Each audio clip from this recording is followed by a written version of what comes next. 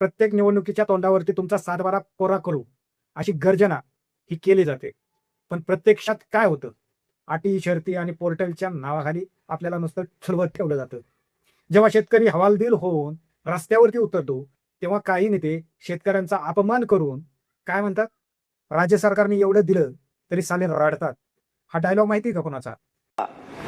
रडे धंदे करू नका. तुरीचं असं झालं, कापसाचं झालं नाही राव, यंदा साल बेकाराचे. बिलकुल काढून टाका डोक्यातून.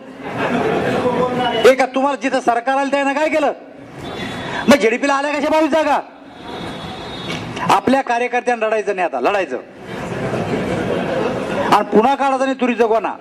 ते आम्ही पाहू. सगळी 1 लाख टनाला खरेदी दिली आता पुन्हा परवा, तरी रडतेच साले. तू जास्त पेपर वाचतो का? वाचून तुम्हाला माहितच असेल, बड्या उद्योगपतींचे हजारो कोटींचे कर्ज एका रात्रीत माफ करताना तुमची अर्थव्यवस्था डळमळीत होत नाही, पण शेतकऱ्यांचा 7-12वरती पेन फिरवताना मात्र तुमचे शिस्तीचे धडे आठवतात तुम्हाला.